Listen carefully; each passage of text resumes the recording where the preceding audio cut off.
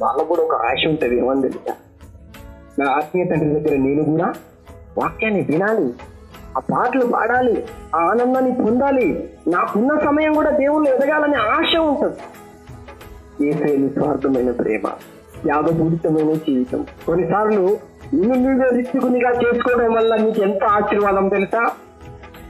వాళ్ళు గ్రహించగలగాల, నేను ఈ పరిస్థితులు అనే నేను అసలు ఇక్కడ నన్ను బట్టి మీరు ఏం చేశారు, ఇలా ఎందుకు ఏం చేశారు వాళ్ళకి అర్థం కాకూడదు. ఈ రోజున నీకు నాకు ఆశ్చర్యకరమైన విషయం తెలుసా, ఏముందని మనల్ని యేసయ్య ప్రేమించాడు, ఏం చేసావు నువ్వు ప్రభు కోసం చెప్పు.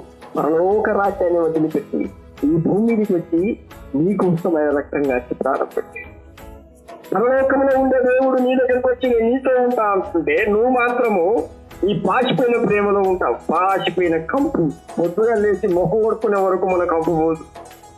ఈ కంపుతో అందిస్తే మురిసిపోతా ఉంటాం మనం. యాకోబు యోసేపు చూసి మురిసిపోయి ఒక్కదన్ను అన్నాడు దేవుడు అంతే. తెలుసులా, మన కొన్నిసార్లు మనం కొంతమంది చూసి మురిసిపోతా ఉంటాం అంటారు కదా, మురువకే ఓ కోడి పిల్ల ఏనాటికైనా నీ ఒళ్ళు గుల్ల. ఏమంటారు సాయంత్రాలు మనకు రావు కానీ పీటర్ చెప్తాడు అప్పుడప్పుడు మంచిగా, మేము నేను కోడట బజార్ మీద గుడ్డు పెట్టిందట. ఆయన ఇంట్లో రెండు కోళ్ళు ఉన్నాయి. ఈ కోళ్ళు ఇప్పుడు బజార్ మీదే పడతాయి, ఇంట్లో ఎప్పుడు గుడ్లు పెట్టేవి. ఇప్పుడు ఉన్నాయి అట్లా ప్రస్తుతం, ఎప్పుడు లేచిపోతాయి కూడా తెలియదు. గుడ్డు పెట్టే టైంకే పోతాయి పోయి. అదే ఇలాంటి చెప్పుడే చాలా ఉంది. యేసయ్య ఆలయాన్ని ఎలా లేపాడు చూద్దాం. యోహాను సువార్త 14వ అధ్యాయంలో పేతురు రాసిన పత్రికలో ఈ 2వ వాక్యాన్ని మనం ధ్యానం చేద్దాం. ఎలా లేపాడు ఆయన?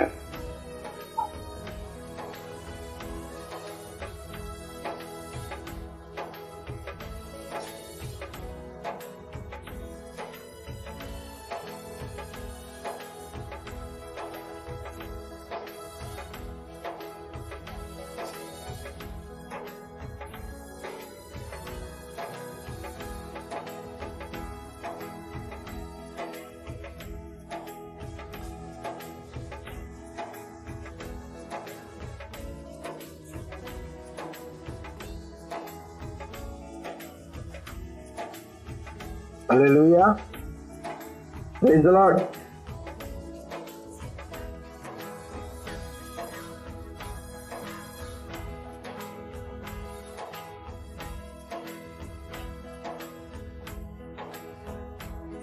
పదిహేడవ అధ్యాయము 23వ వచనం. 17:23 యోహాను సువార్త 17:23 చదవండి. వారి యందు నేనును నా యందు నీవును ఉండుట వలన వారు సంపూర్ణులుగా చేయబడి ఏకముగా ఉన్నందున నీవు నన్ను పంపితివనియు నీవు నన్ను ప్రేమించినట్టే వారిని కూడా ప్రేమించితిననియు లోకము తెలుసుకొనినట్లు నాకు అనుగ్రహించిన మహిమను వారికి ఇచ్చితిని. ఇప్పుడు దేవుడు ఒక మాట చెప్తాడు ఏంటంటే, వారిని కూడా ప్రేమించితివనియు లోకము తెలుసుకున్నట్లు మహిమను వారికి ఇచ్చితిని. ఇక్కడ యేసయ్య ఆ ఆలయాన్ని ఎలా లేపాడంటే కేవలము ప్రేమ ద్వారానే. ప్రేమించినట్టే తండ్రి యేసయ్యని ప్రేమించాడు, యేసయ్య కూడా తండ్రిని ప్రేమించాడు. ఆ ఆజ్ఞనే ఈ 15వ అధ్యాయము 14వ అధ్యాయంలో చెప్పాడు.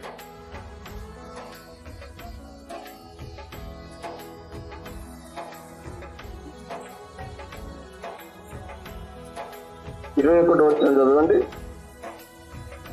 14:21.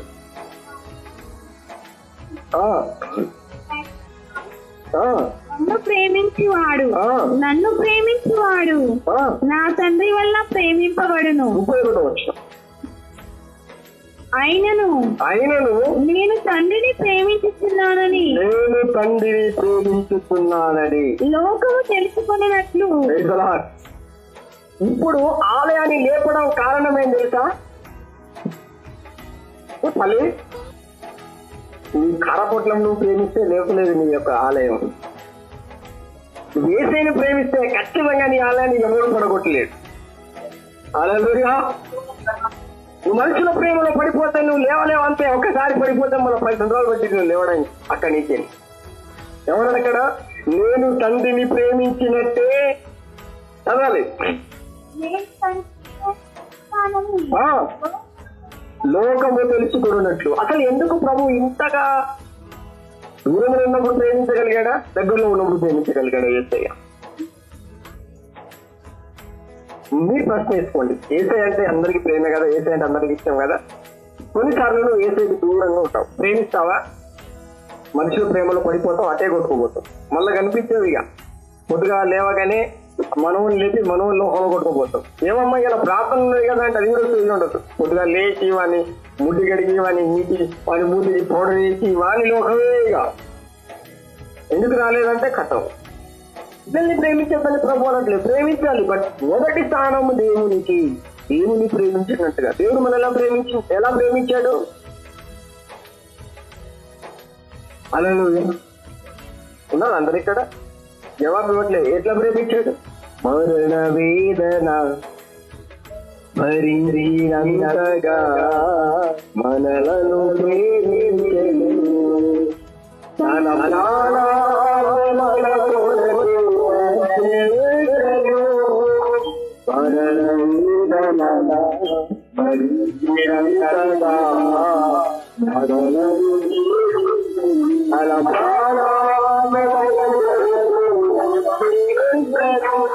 తన ప్రాణముల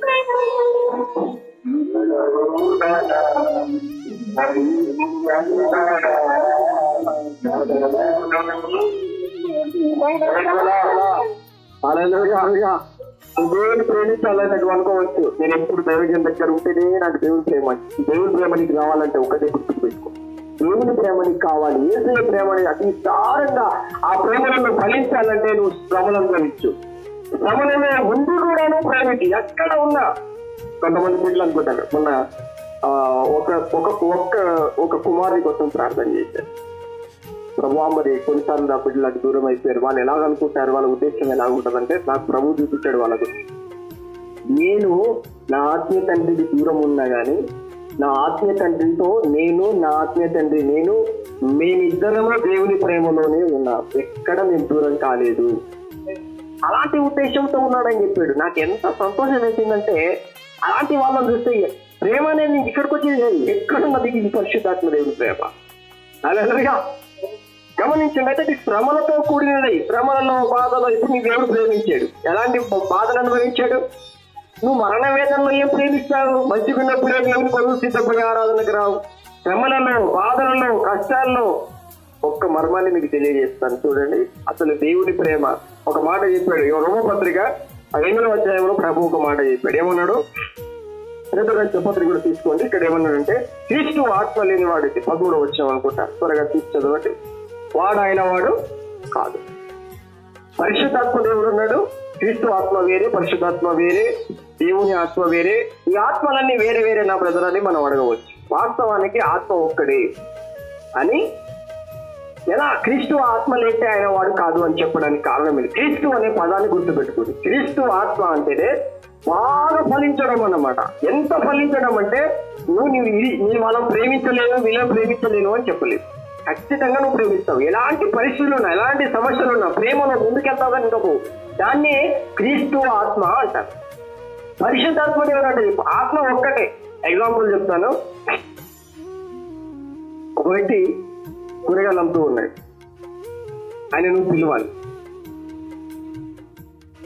ఏమని పిలుస్తావు? ఓ అని. ఆయన కూరగాయల క్రీస్తు అంటే కూడా అదే, శరీరమందు శ్రమలు అనుభవించిన వాడు కాబట్టి క్రీస్తు ఆత్మ అంటే ఎవడు శ్రమలు అనుభవిస్తాడో వారిలోనే క్రీస్తు ఆత్మ నివాసం చేస్తుంది అని. పరిశుద్ధాత్మ దేవుడు అంటే ఇప్పుడు మనం వాళ్ళు పరిశుద్ధ కార్మికులు అంటారు. మున్సిపాలిటీ కార్పొరేషన్, ఈ మున్సిపాలిటీ పనిచేసే వాళ్ళు మనం చీ అంటాం, కానీ వాళ్ళు శుద్ధి చేయకుండా నువ్వు నీటిగా ఉండు. 10 రోజుల్లో కరోనా వచ్చింది. పరిశుద్ధాత్మ దేవుడు కూడా అంతే. మన మనసులో, మన ఆత్మలో, మన ఆలోచనలో, మన ప్రతి పాపాన్ని, ఎవ్రీథింగ్, ప్రతి దాన్ని ఈ పరిశుద్ధాత్మ దేవుడు ఏం చేస్తాడంటే పరిశుద్ధపరిచేస్తాడు. మనస్సు, ఆలోచనలు అంటే ఆత్మ ఒక్కడే, కానీ ఏ పని చేస్తే దాన్ని బట్టి ఆ బిరుదు అనేది వస్తుంది. మనిషి ఒక్కడే. కూరగాయలు అమ్మినప్పుడు కూరగాయల అబ్బాయి అవుతాడు, ఉల్లిపాటు పని చేసినప్పుడు ఉల్లిపాటు అవుతాడు. ఇక్కడ ఒకడే మనిషి. దేవుడు కూడా అంతే. అందుకనే క్రీస్తు ఆత్మ లేని వాడైతే ఆయన వాడు కాదని ఎందుకంటే క్రీస్తు అంటే ఏంటిదని చెప్పాను, శ్రమలను అనుభవించేవాడు, శ్రమలలో దేవుని ఆత్మీయులను ప్రేమించేవాడు. త్యాగపూరితమైన వాడు అన్నమాట. ప్రేమిస్తూనే ఉంటాడు ఏ పరిస్థితి, ఎవ్వరేమన్నా అసలు ప్రేమకు అస్సలకే అడ్డంకులు అనేది ఉండదు అనమాట. అది క్రీస్తు ఆత్మ అంటే. ఇప్పుడు మనలో ఆత్మ ఒక్కడే, అందరిలో ఉండే దేవుడు ఒక్కడే, కానీ క్రీస్తు ఆత్మగా ఎప్పుడైనా ఆ ఆత్మ బలాన్ని మనకు అనుగ్రహిస్తారంటే ఇక్కడ రాయబడినట్టుగా చూద్దాం. ఇప్పుడు పేతురు రాసిన పత్రిక 4వ అధ్యాయము 1వ వచనం చూద్దాం. 1 పేతురు 4వ అధ్యాయము.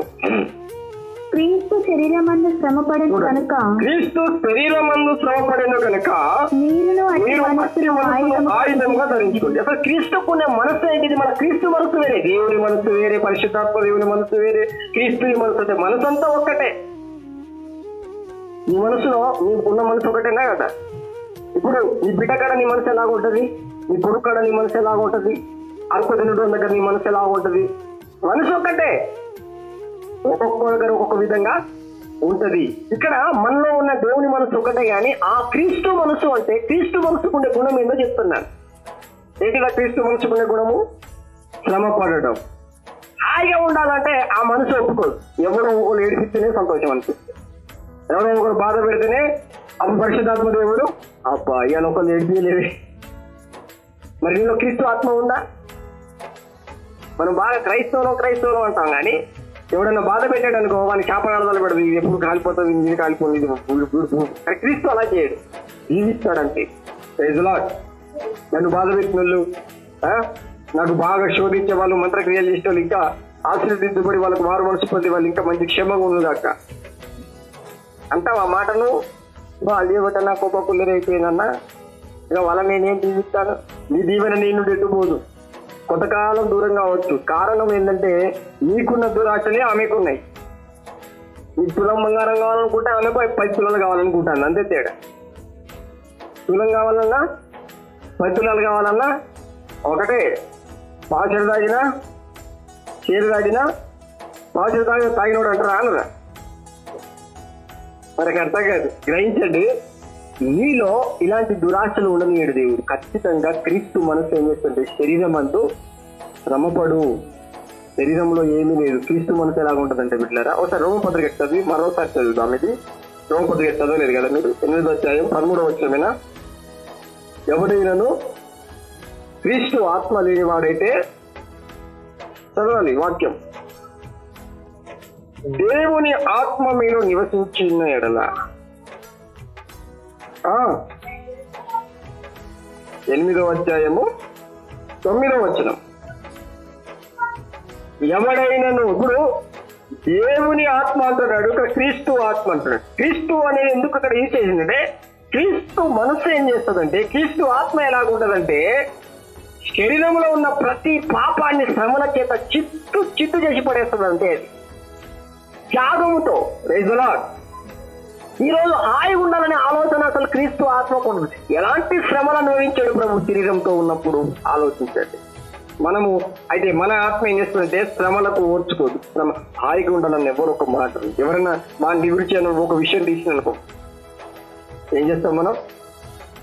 నా మాట తీస్తున్నది ఏంటి, జాగ్రత్త మరి అనేస్తాం కదా. అంటే మన మీద మనకు అంత ప్రేమ. మరి యేసయ్య మీద ఎంత ఉండాలి ప్రేమ? చదవాలి. ఏమన్నాడు అక్కడ? ఎవడైనా క్రీస్తు ఆత్మ లేనివాడైతే ఆయన వాడు కాదు. ఇప్పుడు నువ్వు దేవుని ఆత్మ స్వభావం మనకు అనుగ్రహిస్తాడు, కానీ ఆ ఆత్మ స్వభావమే క్రీస్తు యొక్క మంచి మనసు, క్రీస్తుకు ఉండేటువంటి గుణము, క్రీస్తు ఆత్మ నీలో అభివృద్ధి కావాలి అంటే నువ్వు శ్రమ పడడం ప్రారంభిస్తావు. హల్లెలూయా.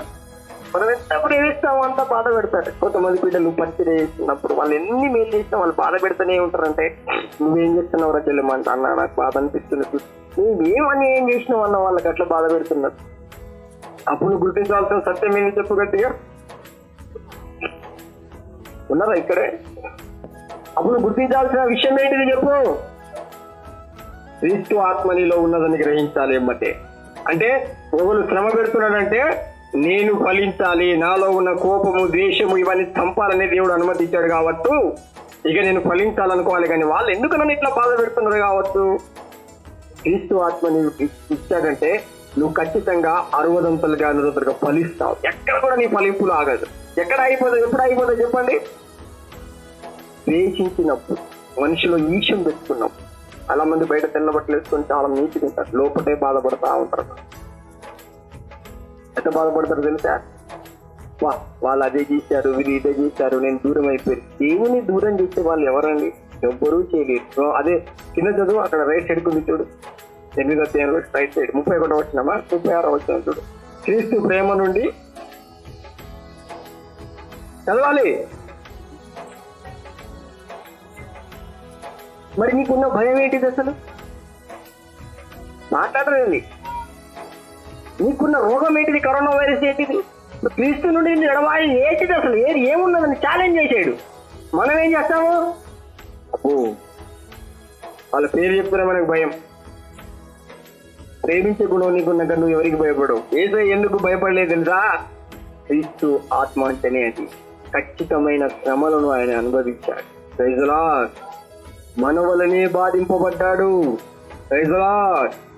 ఆయన శరీరం మందు శ్రమపడ్డాడు. నువ్వు కూడా అంటున్నాడు దేవుడు, నువ్వు ప్రేమిస్తే నువ్వు ప్రేమించడం ప్రారంభించావనుకో మనకు రోగం ఉంటుంది. మన ఇంటోళ్ళు, మన బంధువులు, మన మూత్ర సంబంధాలను మనం బాగా ప్రేమిస్తాం. మూత్ర సంబంధమే కదా ఇదంతా, ఆత్మ సంబంధం కాదు. వీళ్ళని బాగా ప్రేమిస్తాం, ఆ కంపు మనుషులను. కానీ ఆత్మీయులను ప్రేమించలేము, పరిశుద్ధులను ప్రేమించలేము. కారణం ఏంటిది? నీలో క్రీస్తు ఆత్మ లేదు. క్రీస్తు ఆత్మ ఏం చెప్తుంది? ఆ సబ్జెక్ట్ అలాంటిది. శత్రువుని ఇక నువ్వు ఆగిపోయినావు అక్కడంటే నీలో క్రీస్తు ఆత్మ లేదు. వాక్యం ఏమంటుంది? క్రీస్తు ఆత్మ లేని వాడు ఏదైనా వాడు కాదు.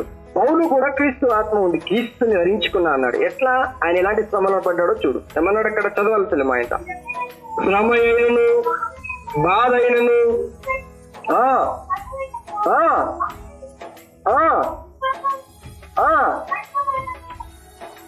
ఛాలెంజ్ చేసాడు.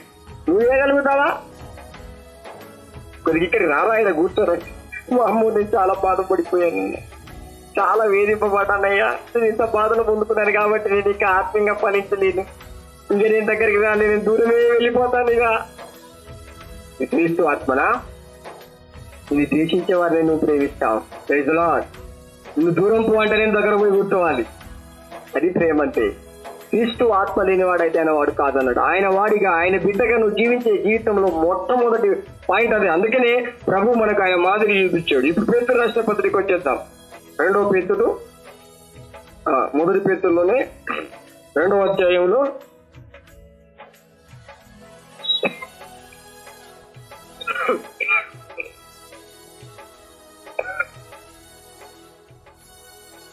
19వ వచ్చాడు.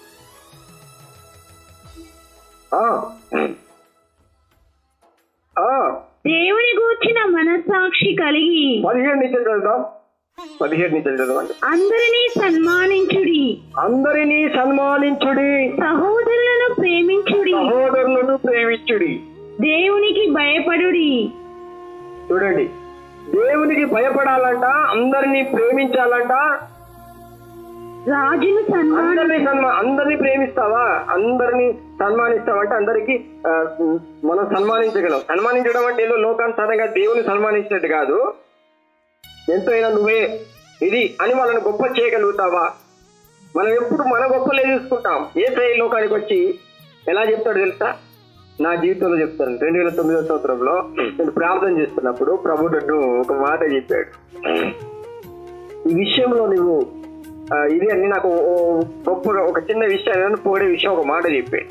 నాకు బాధ వేసింది. ప్రభువా, నువ్వే పరిశుద్ధుడివి, నువ్వే గొప్పవాడివి, నా గురించి చెప్తున్నావు, ఎందుకయ్యా నా మీద నీకు అంత ప్రేమనంటే ప్రభు ఏమన్నా తెలుసా? నన్ను నేను ఎంత ప్రేమించుకున్నానో నేను నిన్ను కూడా, నువ్వు మరి చెప్పు, నీ శరీరానికి చెప్పు, నీ ఆత్మకు చెప్పు. నిన్ను నువ్వు ఎలా ప్రేమించుకున్నావు ఇతరులను కూడా అలాగే. నీ దగ్గరికి వచ్చేసరికి ఏమో గాతం వేసుకుంటావు, ఎవరికి ఇంత కూడా రిజర్వేషన్ చేసుకుంటావు, మంది కడక వేసరికి మనకు బయటపడదు. అందుకనే దేవునికి మనం ఏం చేయాలంటే భయపడాలంట. ఎందుకంటే దేవుడు వాడి తీర చొప్పున తీర్పు తీరుస్తాడు కాబట్టి అందరినీ ప్రేమించండి, దేవునికి భయపడి రాజును సన్మానించుడి, పనివారలారా చదవాలి. మంచివారును సాత్వికులైన వారికి మాత్రమే కాక, ఇక్కడ ఏమంటాడంటే మనకి ఇంకొక రోగం ఉంటుంది. క్రీస్తు మనకు నేర్పించే విధానం ఏంటంటే మంచోళ్ళ చుట్టూ తిరుగుతాం. మనకున్న రోగమే ఇది. క్రిస్టియానిటీలో ఇది ఉండకూడదు. ఫస్ట్ ఎవరితో సహవాసం చేస్తావు? బయట ఎవరెవరు వెతుకుతావు నువ్వు? వాడు మంచోడు కాదన్నా చేస్తావు.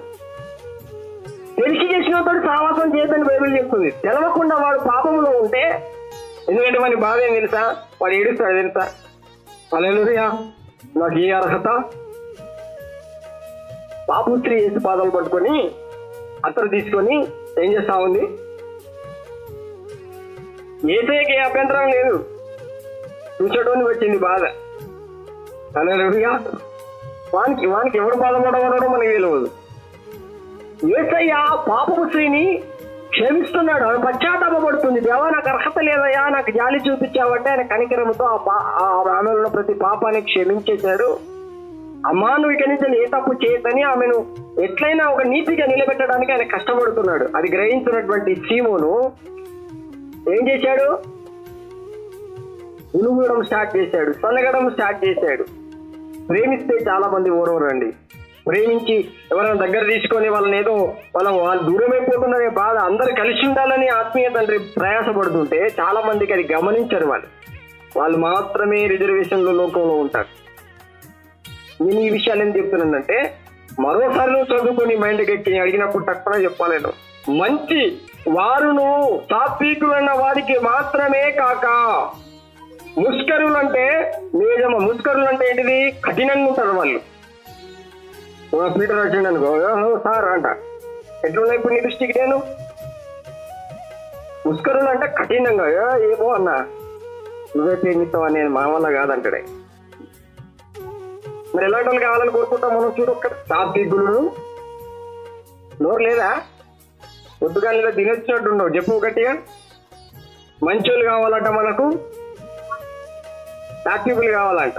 వాళ్ళందరూ మనము మంచోడన్న. యజమాని ఎలాంటి వాడట? ముష్కరులైన మీ యజమానులకును పూర్ణ భయముతో ఎలా లోపడి ఉండాలి నువ్వు ఆ మాట చెప్పేసరికి నాకు కొద్దిగా మంచిగా అనిపించలేదన్న. ఎప్పుడు బిడ్డాన్ని ప్రేమించే నేను కొన్నిసార్లు అలా ఎందుకు యూజ్ చేస్తున్నానంటే, నీలో క్రీస్తు ఆత్మ ఉందా లేదా అనే ఒక అబ్జర్వేషన్. క్రీస్తు ఆత్మ ఏమంటో తెలుసా? ప్రేమించు. తెలుసులా, మంచి చేస్తే నేను ప్రేమించడం అనేది సైతానిజం అది కదా.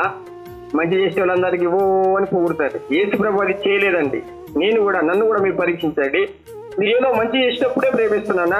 మీరు ఎన్ని పొరపాట్లు ఉన్నా, బాబు ఈ ఫ్యాన్ అంటే అయినా ఈ ఫ్యానే కొద్దిగా ఊపుకుంటున్నాడు వాళ్ళు. యేసయ్య నిన్ను ఎలా ప్రేమించాడు?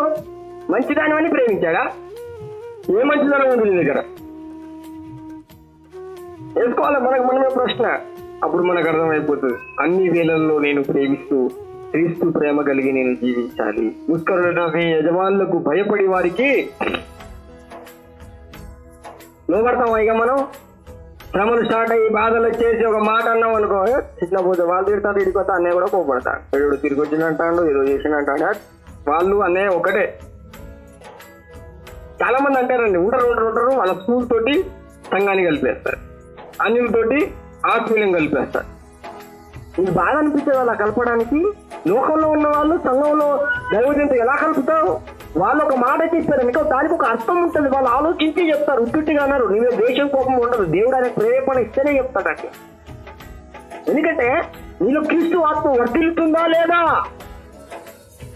హల్లెలూయా. అలా కంపేర్ చేయకండి ఎప్పుడు కానీ, లోకంలో ఉన్న వారిని ఎప్పుడు కంపేర్. ఎందుకంటే లోకంలో బాధ పెట్టేవాడు ప్రేమించలేడు. దైవజనుడు అలాగా నీకు ఒక మాట అన్నా నిన్ను ప్రేమిస్తూ నీ ఎంత బాధ పెట్టాడు దానికంటే ఒక బాధపడి దానికంటే ఎక్కువగా నేను హెచ్చించి తీసుకెళ్తాడు. Praise the lord. ఇక మనం ఏం చేస్తాం? ఇక దైవజనుడి మాట విన్నాం, ఇక బాధలు కలుగుతున్నాయి కదా లోపడి ఉన్నాం, ఇక వాళ్ళంతే వీళ్ళు ఇంతే. తర్వాత వాక్యం చదువుదాం. ఎవడైనాను ఇప్పుడు నీ దగ్గరికి వచ్చింది, ఇప్పుడు నువ్వు ఎందుకు ఇతరులను ప్రేమించలేవు? ఎందుకు నీకంటే నేను ఏం చెప్పలేదన్నా, ఉట్టిగానే ఉన్నారు అందరు ఇక్కడ. ఉట్టిగానే అన్న, ఉట్టిగానే ఏమనలేదు, ఉట్టిగానే అట్లా ఉట్టిగానే నీ జోలికి వస్తున్నారు అంటే ఉన్నాడు యేసయ్య నీ దగ్గరే. హల్లెలూయా. కొంతమంది మనం చూడగానే ఉట్టిగానే వాళ్ళకి తిట్టాడు అనిపిస్తుందట. ఎందుకమ్మా నువ్వు అలా తిట్టావంటే పర్మిషన్ వచ్చింది పైనుంచి, ఇక్కడి నుంచి ఐజల్లు ఉన్నది కదా నీళ్ళ ప్లాంట్ పొద్దుగా లేవుగా రోజుకు 2 సార్లు చూస్తాడు అన్నాడు. నేను కారు ఎక్కేసాలి అట్లా చూస్తాడు, నా కారు లేదా అని కారుని టీటీ తిప్పుతాడు. ఏమనిపిస్తుందో తెలియదు మరి. లేస్తే చూస్తాడు, పోతే చూస్తాడు, ఇంకా చూసుడే అయిన పని. నేను ఎప్పుడు కూడా మంచిగా చూసుకొని ఆయన అనుకుంటాను. ఎందుకంటే దేవుని అనుమతి, పర్మిషన్ ఉంది వాళ్ళు మనల్ని బాధ పెట్టడానికి కావచ్చు, కానీ నీవు ప్రేమిస్తున్న విధానం మారకూడదు. హల్లెలూయా. యోసేపు ఎంత బాధపడ్డా కానీ తన సహోదరులను ప్రేమించాడే కానీ ద్వేషించలేదు. మనం యోసేపు లాగానే కలగంటాం, కానీ యోసేపు బుద్ధులు ఒక్కడుండవు. కొద్దిగా చిన్నపాటి ఇదైందనుకో ఇక చూడాలి ముఖం మొత్తం పేలపేల చేస్తాం. కానీ యోసేపు ఎంత ప్రేమించాడో, తనకు అన్నదమ్ములను కూడా ప్రేమించాడు. సోదరుల మీద నాకు ఎంత ప్రేమ ఉంటే తెలుసా? నేను చేయాలని ఏమైనా చేశానా? దేవుని నిర్ణయం అలాగున్నది. నేను ఉండాలని నేను ఉన్నానా, నేను చేయాలని చేయలేదు, మీ మీద నాకున్న ప్రేమ ఇలాంటిది అని చెప్పాడు. Praise the lord. యేసు క్రీస్తు ఆత్మ కూడా అది ఎలాంటి పరిస్థితుల్లో ఉన్నా మీ మీద నాకు ఇలాంటి ప్రేమ ఉంటది అని చూపిస్తాడు. దైవజనుడు కూడా అంతే. ఎందుకు తిడుతున్నావు అంటే తిట్టడం కాదు, మీ మీద నాకు ప్రేమ ఉంటది, కానీ క్రీస్తు ఆత్మలో మీరు వర్ధిల్లుతున్నారా లేదా? అన్యాయం అనేది మనకు అడ్డు వస్తూ ఉంటది ఎప్పుడు కూడా. యేసు ప్రభు ఎలాంటి శ్రమను అనుభవించాడు కదా, చదవాలి ఇక్కడ. అప్పుడు కూడా ప్రేమించగలరు. ఎవడైనా అన్యాయముగా శ్రమ పొందుచు దేవుని గురించి మనసాక్షి కలిగి దుఃఖము సహించిన ఎడల అది హితమగును. హితం అంటే అది మంచి. చదవాలి. తప్పిదములకై దెబ్బలు తినినప్పుడు మీరు సహించిన ఎడల మీకేమి ఘనం? మీకేం వస్తుంది చెప్పండి. ఇప్పుడు ఒక తప్పు చేసావు, తల్లబడ్డావు, నీకు వచ్చే బంగారం ఏమైనా ఉన్నదా? ఏ తప్పు చేయకుండా నువ్వు బాధపడు, ఏ తప్పు చేయకుండా నువ్వు ద్వేషింపబడు, ఏ తప్పు చేయకుండా నువ్వు ద్వేషింపబడు. ఇది మంచిగా కాదా? దీని ద్వారా నీలో ఆత్మ ఏమైతుందంటే పెరిగిద్ది. క్రీస్తు అలాగే మన కోసం శ్రమ పడ్డాడు. అసలు మనకు చూపించిన మాదిరి అదే. ఎలా లేపాడు తన ఆలయాన్ని? అన్యాయము చేసినా కూడా ప్రేమిస్తూనే ఉన్నాడు. మనం ఎక్కడ అయిపోతాం? ఒకటి మంచి ఉన్నదా, చెడున్న కాడ అక్కడ అయిపోతాం. మంచోడైతేనే చెడోడైతేనో తీసిపడేస్తాం. రెండో బిడ్డ ఎక్కడికి వచ్చింది? ఇప్పుడు అన్యాయం. నేను ఏ తప్పు చేయలేదు, వాళ్ళు అలా బాధ పెట్టారు అని వాళ్ళ గురించి ఏడతాం. ఇక ఫస్ట్ వాళ్ళు మార్పు రావాలని ప్రార్థన చేసినా బాగుంటది, కానీ వాళ్ళు నేను బాధ పెట్టిందని ఏడ్చారు. యేసయ్య తన జీవితంలో ఎప్పుడైనా తన గురించి ఏడ్చాడా? సిలువలో అయ్యో నాకు ఇలాంటి కష్టాలు వచ్చినాయి, నాకు గాజరం మీద నా తలరాతిందని నువ్వు అనుకున్నట్టుగా అన్నాడా ఎప్పుడైనా? ప్రభు నీకోసమే ఏడ్చాడా? నువ్వు నిజంగా మంచి ప్రేమను చూపించి వాళ్ళ కోసం ప్రార్థిస్తూ వాళ్ళని ప్రేమిస్తూ ఉన్న తర్వాత వారు నీకు ఏం అడ్డు? కరువు ఖడ్గాలు ఏమీ అడ్డు ఉండవని బైబిల్ చెప్తుంటే మనకెందుకు అలాంటి అడ్డంకులు కనిపిస్తున్నాయి అంటే, ఇక్కడ అడ్డొచ్చింది ఏంటంటే అన్యాయము అనే ఒక మాటే మనల్ని గలిబిలి చేసేస్తుంది. చదవాలి.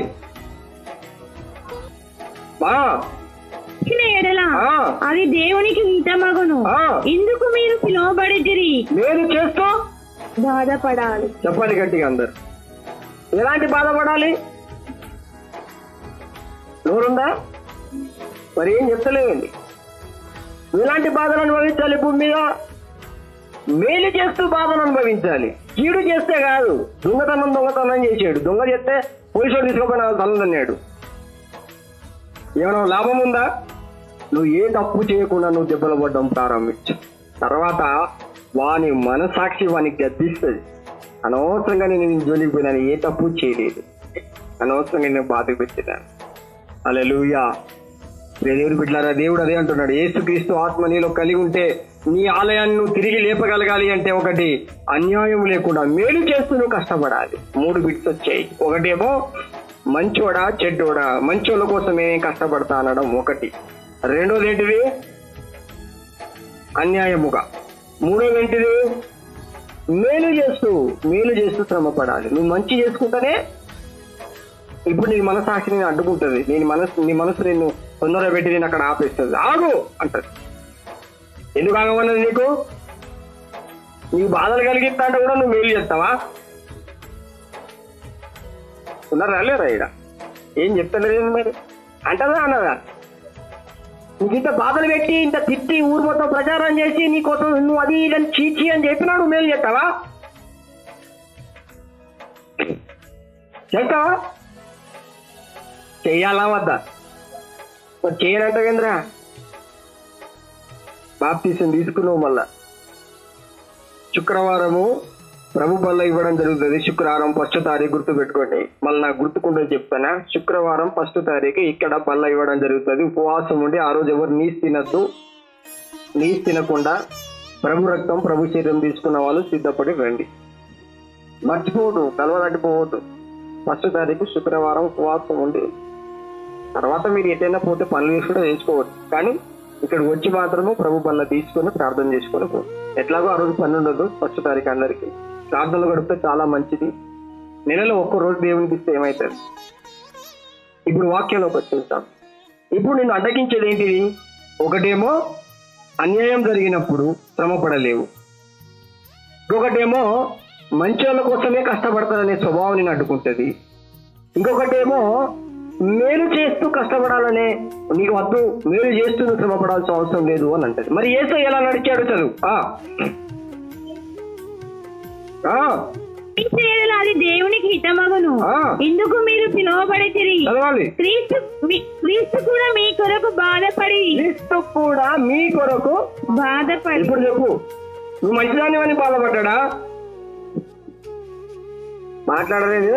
నిద్రపోతాడా? సగం పార్లకు వస్తాడు. చెప్పు. అక్కడ ఇప్పుడు లేడు. ఎక్కడో ఉన్నాడు స్వర్గాలు. అక్కడ ఏం బతుకురా భయ్ మనది, పెంట బతుకు. చెప్పాలి. యేసుక్రీస్తు మనము ఏ మేలు చేస్తున్నామని బాధపడ్డాడు. మనం ఏం ఘనకార్యాలు చేసినామని మన కోసం బాధపడ్డాడు. ఇప్పుడు సాటి సహోదరుడు సహోదరి మంచిగా లేనప్పుడు, వాళ్ళలో కొన్ని వంకర క్రియలు మనకు కనిపిస్తున్నప్పుడు క్రీస్తు వజ్రేల ఆత్మ వాళ్ళ కోసం బాధపడుతుంది, దుఃఖపడుతుంది, ఏడుస్తుంది. ప్రభువా వాళ్ళలో మార్పు ఇవ్వమని ప్రార్థన చేస్తుంది. అది క్రీస్తు మన కొరకు బాధపడి నువ్వు లేపాలి ఇప్పుడు ఆలయాన్ని అంటే. ఒక్కడే ఉన్నాడు చర్చిలో, మీద వాళ్ళందరూ ఇక్కడ లేరు, బయటికి వెళ్ళి ఇంటికి వెళ్ళిపోయారు. నువ్వు కూడా నీ ఆలయాన్ని పడగొట్టలు చుట్టూ ఉంటారు, నీ దగ్గరే ఉంటారు. వాళ్ళు ఎక్కడో ఉండరు, నీ దగ్గరే ఉంటారు. ఆలయాన్ని లేపాలంటే ఆయన అడుగుతాడు. ఆయన ఎలా నడిచాడు ఇప్పుడు చెప్పు. చదువు ఏమన్నాడు అక్కడ? క్రీస్తు కూడా మీ కొరకు బాధపడి మీరు తన అడుగు జాడలు నడుచుకున్నట్లు మీకు మాదిరి ఉంచిపోయాను. ఎలాంటి మాదిరి? చదువు. ఆయన పాపము చేయలేదు. ఆయన నోటను ఏ కపటమును కనబడలేదు. ఇప్పుడు నీ ఆలయాన్ని లేపాలంటే నీ లోపట ఉండదు కపటము, బయట ఉండదు. కొంతమంది బయట చూపిస్తే, కొంతమంది హలో బ్రదర్ కొద్దిగా ఇటు రా అంటే, అబ్బో నేను రాలేదన్నా, నువ్వు బాధ పెట్టే మాట చెప్పాడు, నువ్వు సారని చెప్పాడు. No no no no it sugar no పాప. అలా చెల్లమ్మ ఇటు రా. అబ్బో నీ దగ్గర అందరూ బాధ పెట్టాలి ఉంటారు, నీకు దూరం ఉంటేనే మంచిది. కొద్దిగా దూరం ఉంటేనే బాధ పెట్టేళ్ళు ఉంటారు. అయ్యో నీ దగ్గర వద్దు వద్దు, నీ సహవాసం వద్దునా. మాకు ఎలాంటి వాళ్ళు కావాలి తెలుసా? హాయిగా పందిని ఎట్లా పెంచుతారండి? పందికి ఎన్ని నువ్వు రోజుకు ఒక్కటే కూర తింటావు. బగారా, బిర్యానీ, సాంబారు, వడిచేలు అన్ని ఖరాబ్ అయినాయి, అన్ని ఎరకలని తీసుకుపోయి దానికి పెడితే ఎంత సుఖము. అదే ఎద్దుకు కానీ బర్రె కానీ, ఎద్దుకు చూడండి వేసే గడ్డి గింత అయినా అది ఎంత కష్టపడుతుందో. ఈ పందికి అట్లే ఉండదు. హాయిగా ఉండి ఉండి ఉండి ఎరకలోడు చూసి చూసి ఇంత పెద్ద చీల తీసి కొడతాడు. ఇక నువ్వు పంది లాంటి బతుకుతావు, లేక గొర్రె పిల్ల లాంటి రక్తాన్ని చిందించే బిడ్డగా నువ్వు బతుకుతావో తీర్మానం నువ్వు తీసుకో. క్రీస్తు కూడా మనకు మాదిరి ఉంచిపోయాను. ఎలాంటి మాదిరి? ఏ కపటము ఆయనలో. Praise the lord. నేను ఎప్పుడు బాధ పెట్టినా, ఎన్ని వేదనలు వచ్చినా, ఎన్ని శ్రమలు వచ్చినా నీలో ఏముండద్దు, లోపల ఉంటే బయట వచ్చేసి ముఖం చూడాలి ఎట్లా మెరుస్తుందంటే గొప్పదిగా. ఆహా, సున్నలు తీసుకుపోయి మోకాన్ని అయితే పేలాలు అయిపోతాయి. ఇక ఎందుకు అలా జరుగుతుందంటే ఫస్ట్ చెప్తా వినండి. యేసయ్య మనసు నీకు అర్థం కావాలి ఫస్ట్. అవును, నన్ను యేసయ్య ఎలా ప్రేమించాడు? మరి నేను ఆయన్ని గాయపరిచిన, ఆయన మీద ఉమ్మేసిన, మనమే కదా సిలువేసి, మనం కాదా? ఒక మనిషి ఆయన హింసించినట్టు ఆ మనిషి నువ్వే అనుకో, కాదా? అలా ప్రేమించాడు. ఎప్పుడు నీ మాదిరి ఆయనే. మనం రోటర్ మంది వాక్యాలు అన్నీ వింటారు. నాది పెట్టేసరికి ముందు ఎవరో భక్తులు వెళ్ళింటుంది వాక్యం. ఆమె ఎట్లా తెలుసా, నా వాక్యం పెట్టేసి పని చేస్తాను, అటు తిరుగుతా ఉంటుంది. ఏంటి వాక్యం మంచిగానే ఉంది, ఇన్ని రోజులకు ఒక్కోలు నా వాక్యం, దేవుడు చెప్పిన వాక్యాన్ని ఇంట్లో సంతోషపడితే ఆ వాక్యం వినేటట్టు లేదు. నేను చూడాలని పెట్టిందో ఏమో తెలియదు, నా వాక్యం మెసేజ్ వస్తా ఉంది కానీ అటు ఇటు పని చేసుకుంటా అని తిరుగుతా ఉన్నది. అది టైం పాస్ అన్నమాట. Time pass, time pale. అది దేవుని వాక్యం వినేటప్పుడు భయభక్తితో వినాలి. ఎన్ని మాటలు చెప్పాడు దైవజనుడు. నా ఆత్మీయ జీవితానికి పునాదే క్రీస్తు పోదా. ఏముంది నీ దగ్గర? చూడు ఆయన మాదిరి. ఎలాంటి మాదిరి? అతడు దూషింపబడి లేపడం అంటే ఎలా చెప్పు? ఏ కపటము ఆయనలో అందుచేలేసింది. నువ్వు కూడా నీ ఆలయాన్ని లేపే విధానం చెప్తున్నాను. దూషింపబడి మరలా అప్పుడే నీ ఆలయం లేస్తుంది. లేకుంటే రాలిపోదు, సమాధిలో ఉండిపోదు, బయటికి రాలేదు. ఇక తల్లి కొడుకుల మధ్య మొన్న 2003వ సంవత్సరం తల్లి సొంత తల్లితో కొడుకు గొడవ అయితే 5 సంవత్సరాలు బిడ్డ మాట్లాడుకోక తల్లి కొడుకు. ప్రభు ఏమన్నాడు తెలుసా? ఇలాంటి పగ, ద్వేషం, కుళ్ళు కప్పడం కోసమే నా రక్తం గాచి ప్రాణం పెట్టా అన్నాడు. ఎంతమంది సమాధానపరిచిన సమాధానం రాలే. నేను మామూలుగా చిన్న పరిచర్య చేస్తున్నాను, నేను వాళ్ళ కోసం ప్రార్థించి సమాధానపరిస్తే తల్లి కొడుకులు ఇద్దరు సమాధానపరిచి. Praise the lord. అది క్రీస్తు ఆత్మ అంటే. నీ ద్వారా కలవబడాలి, నీ ద్వారా ఎదగాలి, నీ ద్వారా ఫలించాలి, నీ ద్వారా అన్యాయంగా నువ్వు దౌర్జన్యం పొందాలి, అన్యాయంగా నువ్వు కష్టాలు పడాలి, కానీ నీ ద్వారా అనేకులు ఫలించాలి. అది క్రీస్తు త్యాగం అంటే, క్రీస్తు ప్రేమ అంటే. చదవాలి ఇంకా త్వర కానీ 2 వాక్యాలు చదివి ముగిద్దాం. నీకు శ్రమలు వస్తే ఇంకో చదవిస్తాను, నన్ను ఊకే నన్ను హింసిస్తాను, మరి ఈసారి మాత్రం చూడు, ఇక నేను కథం చేసేస్తా అడవాలో నా బాధ పెట్టాను అనుకున్నావు. అసలు నేను పడలేని బాధ, నువ్వు పడలేవని దేవుని తెలుసు. అదేలో ఏసే శక్తిని ఇస్తాడు కోరుకు. ప్రభా నేను ఇది మోయలేని భారం, నువ్వు నాకు శక్తినిస్తే గానీ నువ్వు మోస్తాను. ఏలియా కూడా పరిగెత్తి అలిసిపోయి పడిపోయాడు. ఆయన వల్ల కాలేదు. దేవుడితో వచ్చి నీళ్ళ బుడ్డిను ఆ రొట్టెనిస్తే లేచి. దేవుని తెలవదా నువ్వు భరించలేవని? కానీ నిన్ను పరీక్షిస్తాడు. నువ్వు దేవుని మీద, క్రీస్తు మీద ఆధారపడతావా, లేక ముచ్చమోహం వేసుకొని వాళ్ళను ఒక ముద్ర వేసి కూర్చుంటావా? ఇక నీకు నెక్స్ట్ వచ్చేది బిట్ ఏం తెలుసా? ముద్ర వేసుకుంటావు. ఆమె ఎప్పుడు బాధ పెడితేనే ఉంటది. మరి నువ్వేం చేసుకుంటుంటావు? నువ్వేమైనా ప్రేమించుకుంటూ క్షమించుకుంటూ దేవా వాళ్ళలో మార్పు రావాలి, ఇంకా వాళ్ళ ప్రేమలో ఎదగాలని ప్రార్థన చేసుకుంటుంటావా? నువ్వు గాతం వేస్తావు, వాళ్ళకి గాతం వేసేస్తావు. శ్రమ పెట్టబడి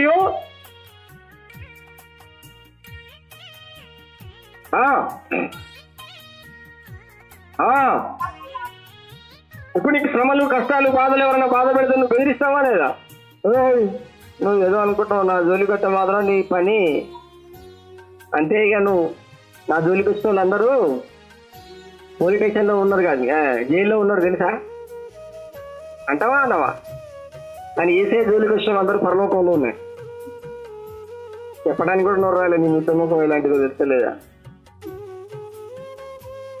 ఏసే జోలికి వచ్చిన వాళ్ళు ఎక్కడున్నారు? బందిపోడు దొంగ ఎక్కడున్నాడు? హల్లెలూయా, హల్లెలూయా. న్యాయం ఏం తెలుసా? నువ్వు ఏసయ్య బిడ్డగా పుట్టి కూడా నువ్వు ఇతరులను ప్రేమించకపోవడమే. ఇప్పుడు ఎలా లేపాలి? మళ్ళీ ఒక్కొక్కటి చదువుకుంటారా? నువ్వు ఎలా లేపాలి నీ ఆలయాన్ని? లోపట కపటం ఉండద్దు.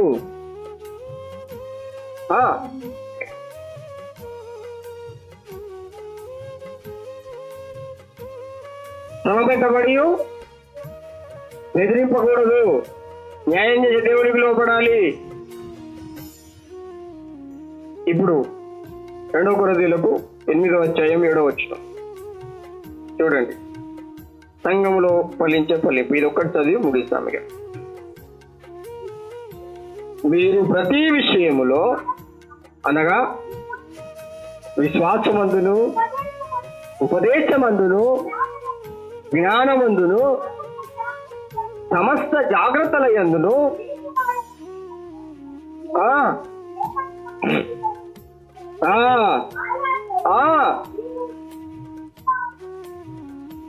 ప్రైజ్ ది లార్డ్, కృపలో అభివృద్ధి చెందాలి అనే మాట అక్కడ రాయబడింది.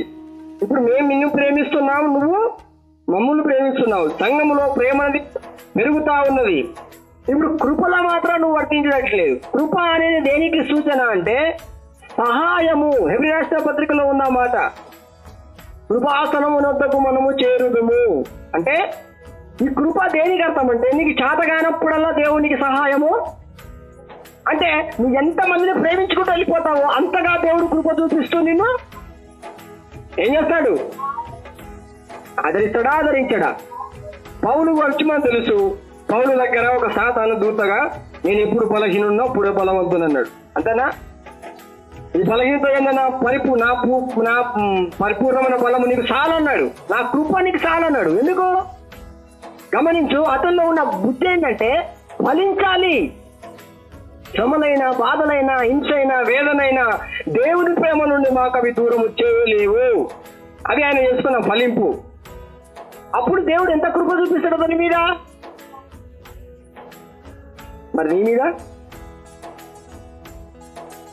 నువ్వెంత కష్టపడతావు? కొద్దిగా కాబట్టి నీకెంత చూపిస్తాడు? కృపలో వర్తిల్లాలంటే ఎందుకు కృప? నీకు కృప అంటేనే పుణ్యానికి వచ్చేది. దేవుని దగ్గర ఏదో జపతపాలు చేసినే కాదు, ప్రభువా నేను శ్రమపడుతున్నాను నీ ప్రేమలో ఫలించడానికి నాకు శక్తి లేదు, నీ శక్తి నియమంటే కృప చేత నీకు ఏమైతుందంటే ఉచితమైన తన కృప చేత నీవు ఆటోమేటిక్గా దేవుని ప్రేమలో ఏమైపోతావు? ఫలిస్తావు. హల్లెలూయా. అలాగూ కృపనందు ఫలిస్తూ యేసయ్య ఫలించిన విధానం చెప్తున్నాడు. చదవాలి.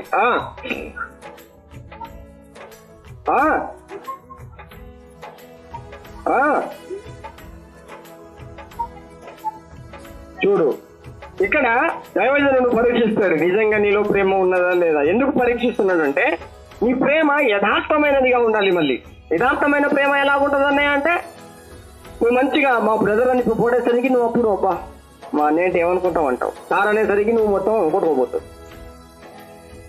అక్కడ అలాగే ఉండాలి. అప్పుడు నువ్వు ఏ ప్రేమ ఉన్నట్టు? కొద్దిగా నిన్ను చెల్లమ్మా అన్నప్పుడు నువ్వు గొప్ప మా అన్నయ్య ఎంత ప్రేమ ఉంది, ఓ పచ్చిపోయిన ముఖం దానా అని అనుకో. అప్పుడు ఎలా ఉంటుంది నీ ముఖం? మా అన్నయ్య మంచోడు. ఇంతకుముందు చదువుకున్న సబ్జెక్ట్ అదే. మంచి కీళ్ళ విషయంలో మంచి చేస్తేనే ప్రేమించాడనే బుద్ధి మొత్తం నీకు పోయే వరకు దైవజనుడు తిరిగినే ఒకటి నీకు అప్పుడు నీకు అర్థమవుతుంది. అంటే నాకు ఇది ఒక పరీక్ష, అందుకే మీ ప్రేమ ఎంత యథార్థమైనదో పరీక్షింపవలనని యేసయ్య మాదిరి మీకు చూపిస్తున్నాను అన్నాడు. ఎలాంటి మాదిరి? చదవాలి. మీరు మన ప్రభువైన యేసుక్రీస్తు కృపను ఎరుగుదురు కదా. ఆయన ధనవంతుడయ్యుండి మీరు తన దారిద్రము వలన ధనవంతులు కావాలని మరి నువ్వు కాగలవా? దిక్కులేని దానిగా, దరిద్రురాలిగా కాగలవా? సాటి సహోదరుని కోసం నువ్వు ఎలాగైనా ఫలించాలని నిజమైన ప్రేమ నీలో నింపబడుతూ ఉన్నప్పుడు కొన్నిసార్లు మనకు అన్యాయమైనట్టే అవుతుంది, కానీ దేవుడి నుండి వచ్చే ప్రతిఫలం నీకు నిశ్చయముగా వచ్చి ఉంటది. దాన్ని ఎవరు తీయలేరు. Praise the lord. కొంత అవగాహన అంతే. అందుకనే మరోసారి గుర్తు చేస్తున్నాను, నీ ఆలయము లేపబడాలి అంటే నువ్వు తండ్రిని యేసు ప్రభు ప్రేమించినట్టుగా నువ్వు యేసయ్యను ప్రేమిస్తూనే ఉండాలి. మనుషులను కాదు, మనుషులను ప్రేమించు, కానీ మొదటి స్థానం యేసయ్యకు ఇవ్వగలగాలి. శత్రువును కూడా ప్రేమించగలగాలి, సహోదరులను ప్రేమించగలగాలి, దైవజన్ని ప్రేమించగలగాలి. ప్రేమలో లోపము రావద్దు. కొన్ని సందర్భాల్లో మనం ప్రేమిస్తాం, కొన్ని సందర్భాల్లో మనం ప్రేమించలేం. అది యథార్థమైన ప్రేమేనా? మాట్లాడలేండి. కొన్ని సందర్భాల్లో ప్రేమిస్తాం, కొన్ని సందర్భాల్లో ఇప్పుడు కష్టం వచ్చింది అనుకోండి, మా నచ్చి సార్ ఉంటాడు, ఓకే తీసుకోపోయి అది ఇది ఎవడా బ్రదర్ అంటాడు, అయ్యా తమ్ముడు అనేది నాకు బాగా ప్రేమ, కానీ నటించే బుద్ధి నాకు నచ్చది. 4 వారాలు సంఘం ఏమైంది, ఆత్మీయులు ఏమైండ్రు, పరిశుద్ధులు ఏమైండ్రు, నీకోసం దైవజనుడు, మామూలు కష్టాలు మాకంటే ముందున్న వ్యక్తివి, నీలో ప్రేమేది? ఆయన బాధపడతాడు పాపం. ఎందుకంటే క్రీస్తు ప్రేమ మనల్ని బలవంతం చేయుచున్నది. మనము క్రీస్తు ప్రేమను అనుభవిస్తూ ఆ ప్రేమలో దైవజనుని సంఘాన్ని మోసం చేసేటట్టుగా ఉండొద్దు. ఎలాంటి పరిస్థితులైనా ఉండవచ్చు, నీకు నువ్వు ప్రేమిస్తూ సాటి సహోదరుని గద్దిస్తూ, సహోదరుడా ఈ లోకంలో మనం ఏం చేయలేదు, మనతో అంటే ఏది పోదు, కానీ యథార్థమైన ప్రేమే యేసుక్రీస్తు మనకిచ్చాడు. ఆ ప్రేమలో ఫలిస్తూ మన ఆలయాన్ని మనం ఏం చేయాలంటే లేపుతూ వెళ్ళాలి. Praise the lord. అందుకే ప్రభు అన్నాడు, మీరు ఈ ఆలయాన్ని పడగొట్టండి, నేను దాన్ని యథార్థమైన ప్రేమతో లేపుతావు. నీవు కొన్నిసార్లు ఉండకూడని భాగ్యమని ఎంచుకునక నీ ప్రేస్తూ ఇతరులకు ఇచ్చి నువ్వు లేపుతావు, నీ ప్రేమను లేపుతావు. దేవుని ప్రేమని నీవు నిలిచి ఉంటది. నీవు అన్యాయం పొందుతూ కూడా దేవుని ప్రేమ ద్వారా నీ ఆలయాన్ని లేపుతావు. శ్రమ పెట్టబడి కూడా దేవుని ప్రేమ చేత నేను దాన్ని లేపుతావు. కానీ మనం అలా కాదండి, ప్రేమించలేము, ఓర్చుకోలేము, అన్యాయం అయితే తట్టుకోలేము. మరి ఇలాంటి గుండె జబ్బు లక్షణాలన్నీ కూడా ఈ రోజు నుండి అన్ని దూరం అయిపోయి పరిశుద్ధమైన ప్రేమతో క్రీస్తు ఆత్మ చేత మనం ఉజ్జీవింపబడి ఆ ప్రేమలో ఫలించడానికి ప్రార్థిస్తాం. దేవుడి వాక్యం దీవించునుగాక. మరోసారి ప్రభుని స్తుతిస్తూ మీ ప్రేమపూర్వకమైన కానుకలు సమర్పించండి. ఎవరు కూడా ఉట్టి చేతులతో పోవద్దు. దయచేసి వచ్చే శుక్రవారము పళ్ళ తీసుకుందాం అనుకున్న వాళ్ళు ఎలాంటి వాళ్ళో చెప్తున్నాను. బూతులు తెచ్చేటోళ్ళు, సినిమాలు, టీవీలు, లోకము, దొంగతనము, నరహత్య, అబద్ధాలు ఇలాంటి మాట్లాడే వాళ్ళు రావద్దు. వచ్చే శుక్రవారం 1వ తారీఖు ప్రభు బల్ల ఉంటది. ఏవో రాకుంటే వారికి కూడా చెప్పండి. కావాలనుకునే వాళ్ళు సిద్ధపడి రండి. మరణ వేదన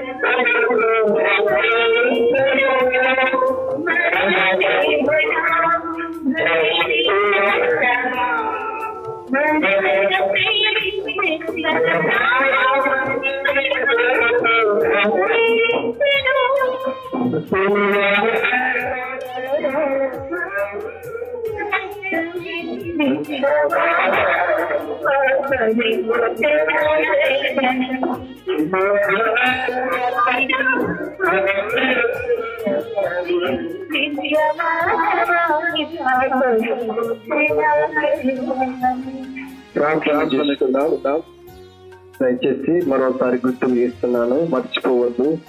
ప్రార్థన ఉదయము 8 గంటలకు, 11 గంటలకు, 10 గంటలకు రాకండి.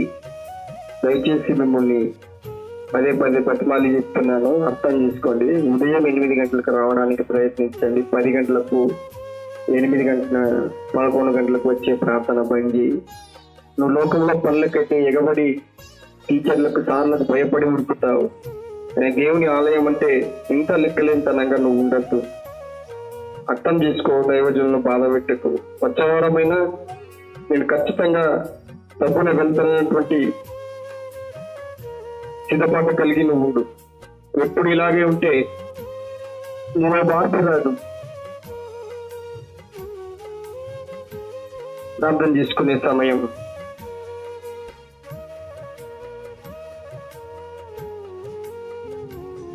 ప్రభు, నీకు చెప్తున్న సత్యాన్ని నువ్వు గ్రహించావు.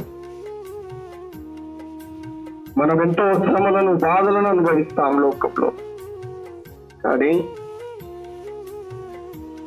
ఆ శ్రమలు, ఆ బాధలు ప్రభు దగ్గరైనా తగినవి కాదు. ప్రభునితో మాట్లాడుతున్న సమయం. ఏ సమయానికి చెప్తున్నాడు, కృపలో నువ్వు విస్తరించాలి, ఆత్మలో అభివృద్ధి కావాలి అంటే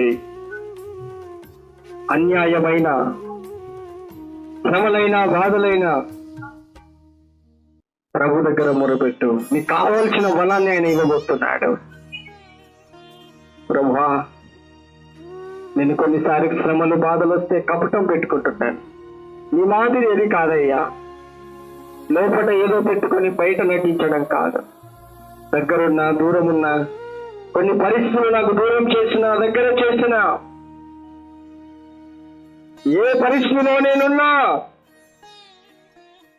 నేను నిన్ను ప్రేమిస్తాను, నీ ప్రేమలో నేను జీవిస్తానని నీవు ప్రార్థన చేయి. ఆశ్చర్యకరుడైన ప్రభువా, నీ ప్రేమ ఎంతో బలమైనది. ఆ ప్రేమలో మేము చిరకాలం వరకు నిలబడి కృప. యేసయ్యా, నీ ఆత్మ మాలో ఉండాలి. సహోదరులను ప్రేమిస్తూ యథార్థమైన ప్రేమ మాకు కావాలి. మంచిగా ఉన్నప్పుడు ప్రేమించే ప్రేమ కాదు. సంఘంలో అత్యధికమైన అభివృద్ధి కావాలి అంటే ప్రేమలో ప్రయాసం ఉంది. ప్రతి పరిస్థితిలోని ప్రేమలో అదుముకుంటూ ముందుకు సాగే కృప దయచేయి.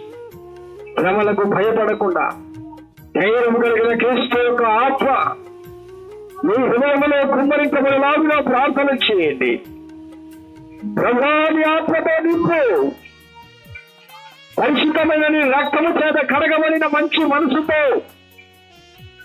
ఓర్వలేని వారి మధ్యలో కూడా నేను ప్రేమలో ఫలించే కృప దయచేయమని ప్రార్థించి, నీవైతే నీ విస్తారమైన కృపను నాకు ఇవ్వు, విస్తారమైన యథార్థత నాకు ఇవ్వు. కపటము, పాపము, శాపము, కోపము నీ ప్రేమ నాకివ్వమని ప్రార్థించు. ఆశ్చర్యకరుడా, సర్వాధికారి నాయనా, అన్ని సమయాల్లో ఉండేవాడవు. బిడ్డలు నీ దగ్గర మొరపెడుతున్నారయ్యా. ప్రభువా, మేము నీ ప్రేమ స్వరూపం కలిగే జీవితం మేము ఎవరిని ద్వేషించకుండా, కోపడించకుండా, విరిగిన నీళ్ళ హృదయంతో కన్నీళ్లతో ప్రార్థిస్తూ ఉన్నప్పుడు హోలీ స్పిరిట్ యేసయ్యా వారి చేతులను పట్టుకో. శ్రమలకు భయపడకండి బిడ్డలారా, ఇది కొంతకాలం ఉండేది. కానీ యేసయ్య మిమ్మల్ని బలపరచబోతున్నాడు. యేసయ్య మీ హృదయంలో నిలవబోతున్నాడు. ఆయన ప్రేమ విస్తారములో మీద కుమ్మరించబడబోతుంది. ఆ ప్రేమ విస్తారణలో నీ ఎదగాలని ఆయన శ్రమలకు అప్పగించుకున్నాడేమో. కన్నీళ్లతో ప్రభువా, నేను శ్రమ పడాలని నీ దృష్టిలో ఉంటే పడతాను, కానీ నీ ఆత్మనాలో వర్తిల్లాలి, నీ ఆత్మనాలో ఫలించాలి. నా కొరకు నీవు కూడా బాధలు పడ్డావయ్యా. నేను కూడా అనేకుల కొరకు బాధలు పడే కృప ఇచ్చి ఇతరుల గురించి వేధిస్తూ బాధపడుతూ శ్రమలతో బాధలతో ప్రేమలో ఎదిగి ఫలించే కృప ఇచ్చే మరి ప్రేమ స్వరూపైన ప్రభువా, మరి ప్రార్థనలో మాలో నూతనమైన మార్పు సంఘంలోని ప్రేమలో ఫలిస్తూ అయా మరి ఆలయాన్ని లేపావు, అన్యాయంలో లేపావు, నిస్వార్థమైన ప్రేమతో లేపావు, కపటం లేని దాంతో లేపావు. మేము కూడా మా ఆలయాన్ని లేపుతూ నా ఆలయాన్ని పడగొడితే నేను లేపుతాననే ఉద్దేశంతో ఎవరి ప్రేమలు మాలో లేవుండద్దయ్యా. నీ ప్రేమ మాత్రమే మాలో అతి విస్తారముగా ఫలించే కృప.